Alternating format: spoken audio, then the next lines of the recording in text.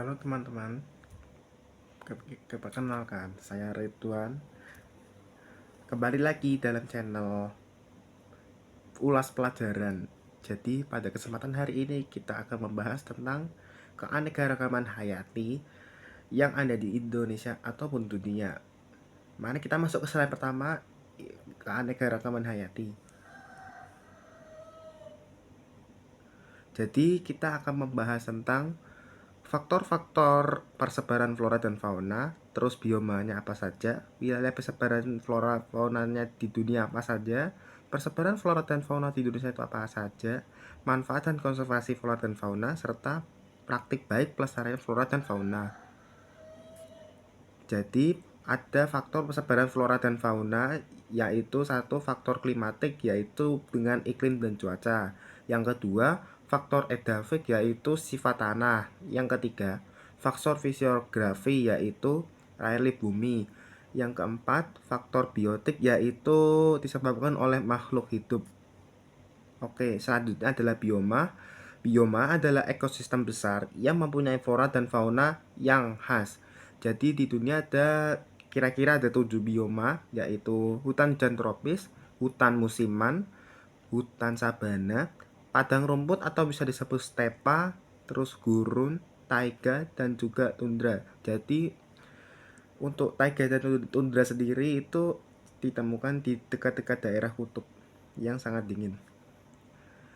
Dan yang selanjutnya adalah wilayah persebaran fauna di dunia.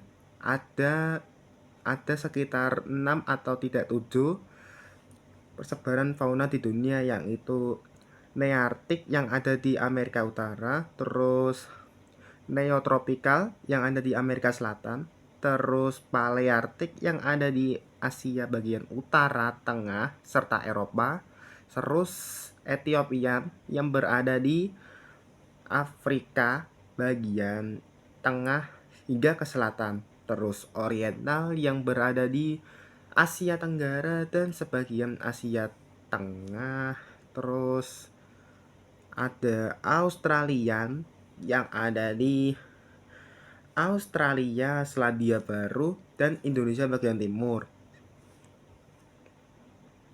Dan untuk persebaran flora dan fauna di Indonesia itu ada 3 jenis, yaitu yang ada di garis Asiatis, terus garis Wallace, sama garis Weber.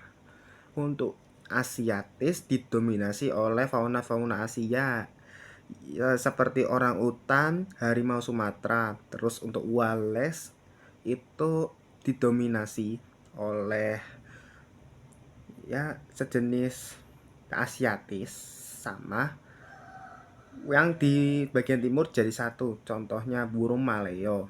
Dan untuk yang di bagian timur atau bisa disebut Weber itu contohnya burung kasuari serta burung cendrawasih. Nah, apa manfaat dan konservasi flora dan fauna? Sumber mata pencaharian masyarakat untuk penghasilan mereka. Yang kedua, meningkatkan pendapatan daerah dari sektor wisata. Nah, yang ketiga, meningkatkan kemampuan ekspor negara. Jadi, memang keanekaragaman hayati ini sangat penting.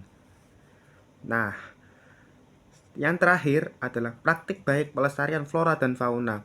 Jadi, apa saja itu? Satu, ikut dalam berbagai kegiatan cinta lingkungan. Yang kedua, ikut mengkampanyekan dalam perlindungan satwa yang dilindungi. Yang ketiga, tidak ikut dalam aksi pemburuan satwa langka ataupun liar.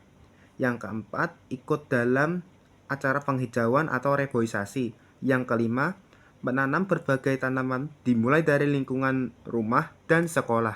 Jadi kesimpulannya, keanekaragaman hayati ini dapat menguntungkan dari beberapa sektor maupun pemahaman kita terkait ternyata lingkungan kita dekat banget dengan yang namanya keanekaragaman hayati. Jadi sekian dulu dari kami. Assalamualaikum.